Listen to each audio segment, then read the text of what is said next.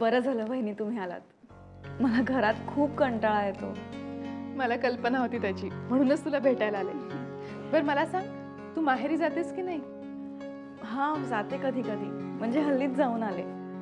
खरं तर मी कुठेही बाहेर गेले ना की साईमा खूप काळजी करत बसतात। मग मलाच वाटतं कशाला उगाच त्यांना त्रास द्यायचा। देवयानी, तू खरंच खूप हळवी आणि भोळी आहेस ग।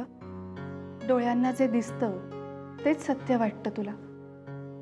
पण एक गोष्ट लक्षात ठेव, कधी कधी आपले डोळे सुद्धा आपल्याला धोका देतात। असं का बोलताय तुम्ही? आणि खरं सांगू, डोळ्यांपेक्षाही माझा माझ्यावर, माझ्या मनावर जास्त विश्वास आहे।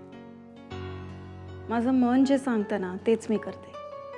आणि आजही माझं मन हेच सांगतंय की एक दिवस आपण सगळे या घरात एकत्र राहणार आहोत। तुझ्या मनात जे आहे तसं झालं ना तर मलाही त्याचा खूप आनंद होईल।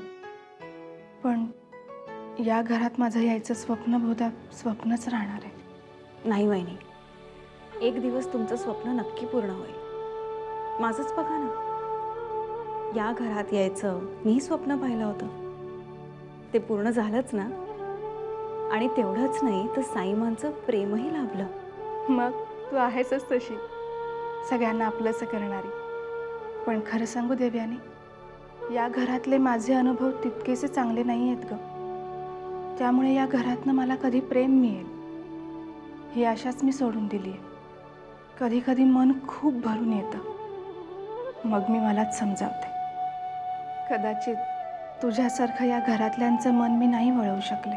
साईमांबद्दल बोलताय ना, मला माहिती आहे, पण विश्वास ठेवा माझ्यावर। एक दिवस साईमा माझ्यासारखंच तुम्हालाही राजा शिर्क्यांची सून म्हणून स्वीकारते। देवयानी, साईमांनी सून म्हणून अजूनही तुझा स्वीकार केलेला नाही।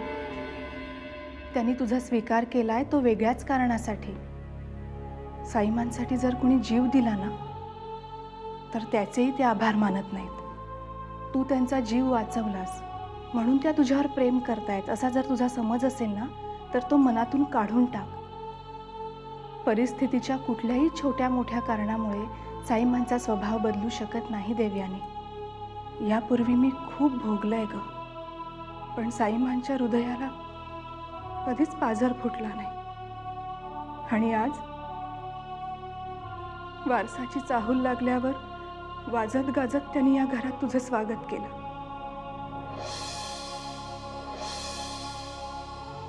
हे बघ, कुणाला पटो अगर न पटो, पण साईमांचा स्वभाव बदललाय यावर माझा विश्वास नाही। साईमांना राजे शिर्के घराण्यासाठी वारस हवा होता आणि तो तुझ्याकडून मिळतोय, म्हणून साईमा प्रेमाचं नाटक करतायत देवयानी। रागिणी,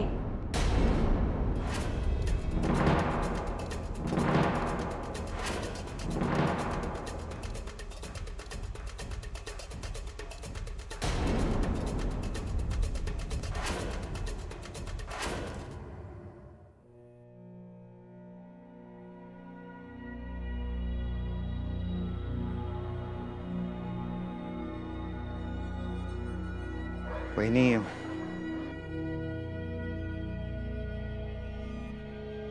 मला देवचा हा निर्णय अजिबात पटलेला नाहीये। आपलं मूल रणवीर राजे आणि प्रियदर्शनी यांना द्यायचा निर्णय तिने का घेतला? कुणी करायला सांगितलं तिला हे असं? वहिनी, अगं आपल्या देऊनी जो काही निर्णय घेतला ना तो काहीतरी विचार करूनच घेतला असणार ना। आणि आपल्याला चांगलंच माहिती आहे देऊ स्वतःच्या निर्णयावर किती ठाम असते ते। म्हणून काय परस्पर निर्णय घेऊन मोकळं व्हायचं? निर्णय घेण्याआधी आपल्याला एकदा साधं विचारावंसं सुद्धा वाटलं नाही तिला? तर काही बोलली असती तर सगळ्यांनी मिळून नीट विचार करून काहीतरी योग्य निर्णय घेतला असता। हो, सगळ्यांनी विचार करून योग्य तो निर्णय घेतलाही असता। पण जर का तो निर्णय फक्त देऊच्या बाबतीतला असता तर? वहिनी, आता हा प्रश्न राजे शिर्केंच्या घरातला आहे। त्या बाबतीत काय ते ठरवायला विक्रम आणि देऊ दोघंही समर्थ आहेत।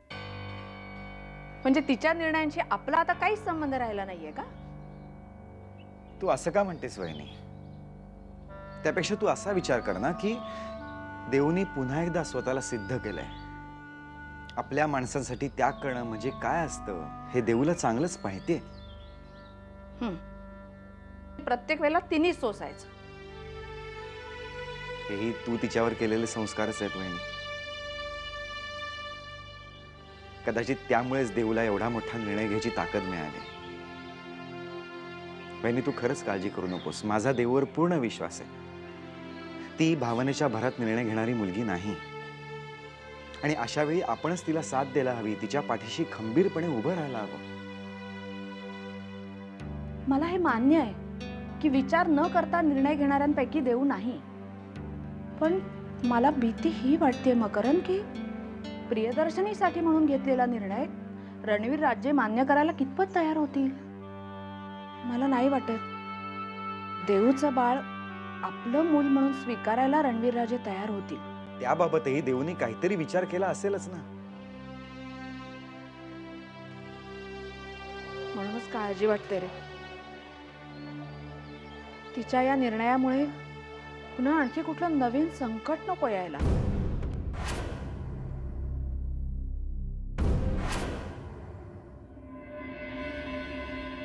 रंग दाखवलासच ना तू तुझा.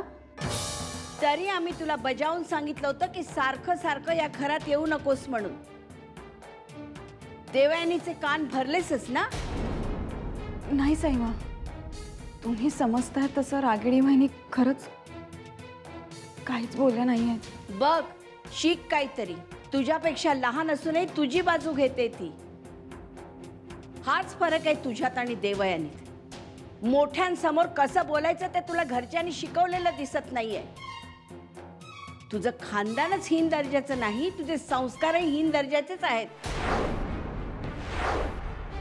राज शिर्क्यांची सून व्हायला तू लायक आहे की नाही हे स्वतः बघ. दुसऱ्याकडे बोट दाखवून आपले दोष नाही झाकता येत. काय भरवत होतीस तू देवयानीच्या मनात?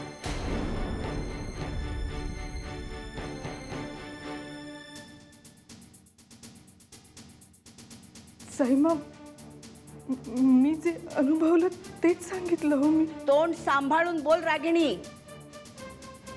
तू कुणासमोर बोलतेस याची कल्पना आहे का तुला? आजपर्यंत आम्ही तुला सहन केलंय ना, ते फक्त नीलराजांमुळे. नाहीतर या महालाच्या फाटकाजवळ सुद्धा फिरकण्याची तुझी लायकी नाहीये. साईमा, देवयानी, तू शांत राहा. हिच्यात थोडा जरी स्वाभिमान असेल ना, तर हिनं आत्ताच्या आत्ता इथनं चालतं व्हावं.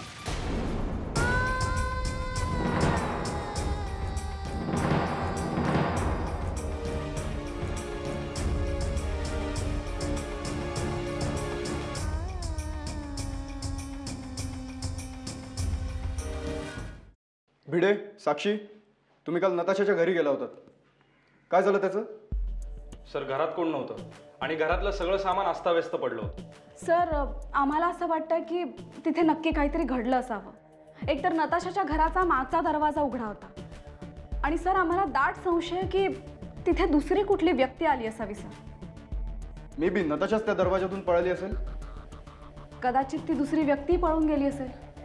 यू मीन नताशाच्या जीवाचं काही बरं वाईट? नाही सर, आत्ताच काही सांगता येत नाहीये. पण आम्हाला त्या घरामध्ये एक पेपर्स मिळाले. पेपर्स? कोणते? सर, ब्लँक स्टॅम्प पेपर्स ज्यावर रणवीर राजेंची सही आहे. सर, आम्ही तिथे बरीच शोधाशोध केली पण ह्या व्यतिरिक्त आम्हाला कुठलाही पुरावा सापडला नाही. I see. अरे रागिणी, तू केव्हा? आणि हे काय, तू रडतेस? काही नाही वहिनी, येते मी. रागिणी थांब.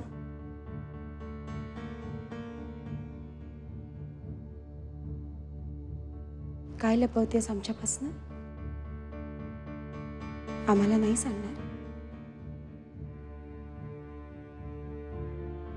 काय सांगू वहिनी मी आता तुम्हाला. काही गोष्टी आता माझ्या मलाच समजून घ्याव्या लागणार. माझ्या दुःखांचं ओझं मी तुमच्यावर किती दिवस टाकणार? असं कोड्यात बोलू नकोस आमच्याशी. स्पष्टपणे सांग आम्हाला. आणि काय ग, तुझं दुःख आमचं नाही? इतक्या परक्या झालो आम्ही तुला? नाही वहिनी, असं काही नाही आहे. मीच ठरवलंय की आता या घरात येणं जाणं कमी करायचं म्हणून. उगाच माझ्यामुळे तुम्हा सर्वांना त्रास का नाही का? काय बोलतेस तू रागिणी? तुझ्या इथे येण्याने त्रास होईल आम्हाला? वाट बघतो आम्ही तुझ्या येण्याची. तू आली नाहीस ना काही दिवस तर चुकल्यासारखं वाटतं आम्हाला आणि देवयानीला सुद्धा. आणि साईमा माझी कधी वाट पाहणार वहिनी? तुम्ही सगळेजण इतकी काळजी करता माझी, पण साईमा मी इथे आल्यावर नेहमीच मला टोचून बोलतात. आलं आमच्या लक्षात रागिणी. पुन्हा दुखवलं ना साईमांनी? बस अगं बस, नको रडूस. आणि हे बघ, साईमांच्या बोलण्याचं इतकं वाईटही वाटून घेऊ नकोस. ओके, आम्हाला सांगशील काय घडलं ते? वहिनी तुम्हीच सांगा, आजपर्यंत मी किती अन्याय सहन केलाय. मीही या घरची सून आहे, पण मला साईमांनी सुनेचा दर्जा कधीच दिला नाही. मी या घरात जे काही अनुभवलं तेच मी देवयानीला सांगत होते. प्रिया वहिनी, मला खरंच वाटत नाही हो की साईमा बदलल्याय. हेच मी देवयानीला सांगत असताना साईमांनी ऐकलं आणि माझ्यावर रागावल्या. म्हणाल्या की या घरात मी पुन्हा कधीच पाऊल टाकायचं नाही. वहिनी तुम्हीच सांगा, काय चुकलं हो माझं? मी स्पष्ट बोलते, हे चुकतं का माझं? काही नाही, पण आधी हे सगळे विचार मनातनं काढून टाक तुझ्या. तूही या घराण्याची सून आहेस, हेच सत्य आहे आणि हे सत्य साईमांना सुद्धा स्वीकारावंच लागेल. आम्ही त्यांना भाग पाडू. फक्त रागिणी, आम्ही योग्य वेळेची वाट बघतोय. नका वहिनी, नका आशा दाखवू मला. माझी खात्री पटलीये, साईबा माझा स्वीकार कधीच करणार नाहीत. येते मी.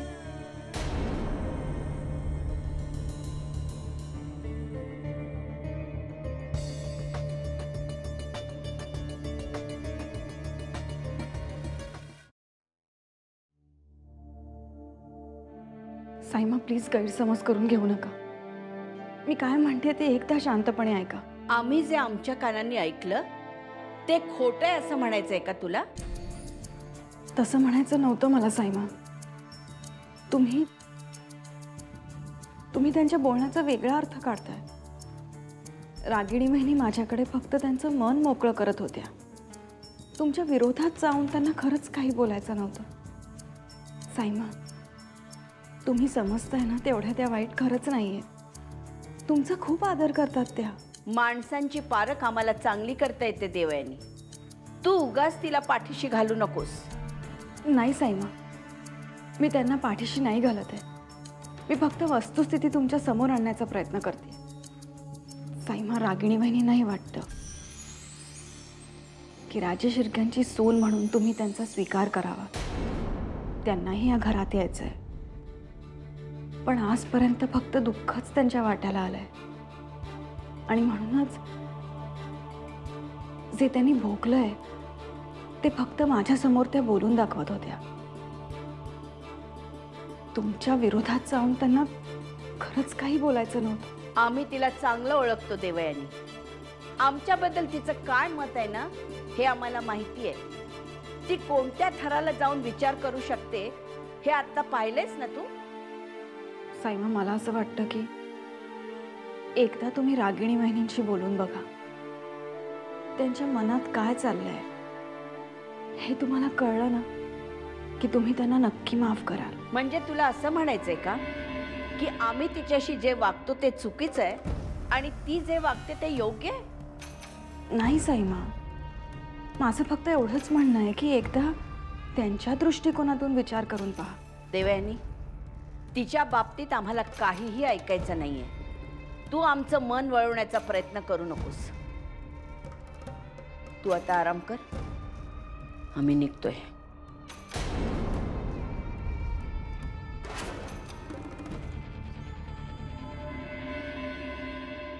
इतकी अशी वेड्यासारखी काय करतेयस? आता तुलाही मी वेडी वाटते ना? हो, झाले मी वेडी. अमोल, काय झालं? रडते काही? पुन्हा घर सोडून नाही ना आली? केतकी, काय झालं? कुणी काही बोललं का? अगं तू काही बोललीच नाहीस ना, आम्हाला कसं कळणार आहे काय झालं ते? अंकल, माझ्या मॉम डॅडला असं वाटतंय की मला वेड लागली. ते माझ्यासाठी एका सायकॅट्रिस्टची मदत घेणार आहेत. माझं हे वागणं त्यांना वेडेपणाचं वाटतंय. केतकी, तुझ्या आई वडिलांचं वागणं तुला वेगळं वाटत असेल कदाचित, पण तू एकदा त्यांच्या जागी उभं राहून थोडासा विचार करून बघ ना. तेच तर करत आले आजपर्यंत, पण माझा हा समजूतदारपणा त्यांना वेडेपणा वाटतोय. केतकी, तुमची भांडणं झाली का पुन्हा? हे बघ, रागाच्या भरात काहीतरी बोलले असतील. एवढं काय मनाला लावून घेतेस? तसं असतं ना आंटी, तर खरंच मी वाईट वाटून घेतलं नसतं, पण तसं नाहीये. तुम्ही उगीच त्या दिवशी डॅडला बोलून घेतलं. मी घरी गेले नसते ना तरच बरं झालं असतं. केतकी, यातूनही मार्ग निघेल. या सगळ्यामुळे तू स्वतःला त्रास करून घेतेस. कळतंय का तुला? मला कळतंय, पण काय करू तेच कळत नाही. मला तुमच्या दोघांसारखे मॉम डॅड हवे आहेत, समजून घेणारे. बस एवढीच अपेक्षा आहे माझी. केतकी, तुला आत्ता आम्ही चांगले आई वडील वाटतोय, पण श्रावणीच्या बाबतीत आम्ही कधीच चांगले आई वडील होऊ शकलो नाही. तसं असतं तर आमची श्रावणी आम्हाला सोडून नसती गेली का? हे बघ केतकी, तू टेन्शन मध्ये येऊन कुठलाही चुकीचा निर्णय घेऊ नयेस एवढंच आम्हाला वाटतंय. हवं तर मी बोलतो तुझ्या वडिलांशी. त्याचा काहीच उपयोग होणार नाही अंकल. असंही त्यांनी मागच्या वेळेला तुमचा खूप इन्सल्ट केलाय, जो मला अजिबात आवडलेला नाही. केतकी, बरीच रात्र झाली, तू आता घरी जा. अमोल, सोडून यायला. केतकी, काळजी करू नकोस बाळा. काही झालं ना तर आम्हाला फोन कर. चल.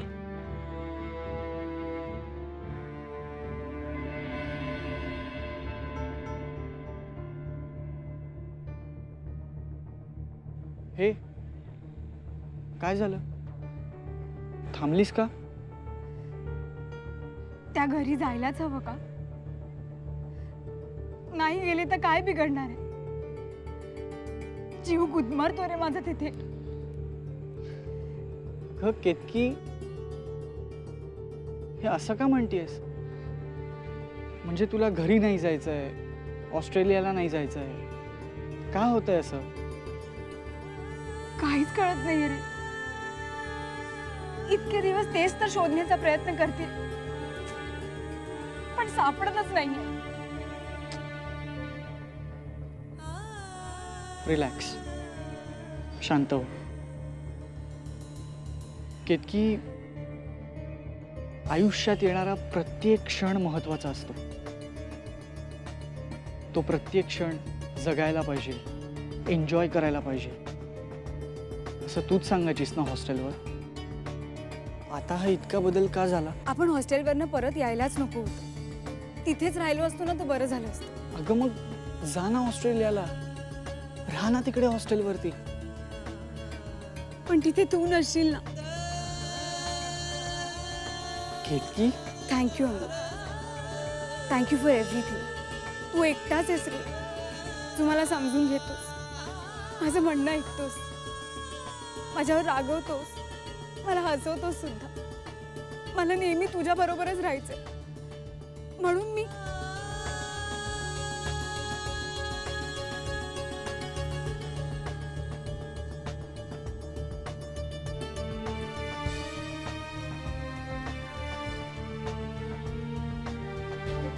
केतकी. हा साक्षी. साक्षी बोल. मला तुझ्याशी महत्त्वाचं बोलायचं आहे. तुझ्या आजूबाजूला कोणी नाही आहे ना? नाही, कोण नाही आहे. काय झालं? तेव्हा आम्ही रणवीर राजेंच्या मागावर होतो. त्यांच्या वागण्यावरून आम्हाला काहीतरी संशयास्पद वाटतंय.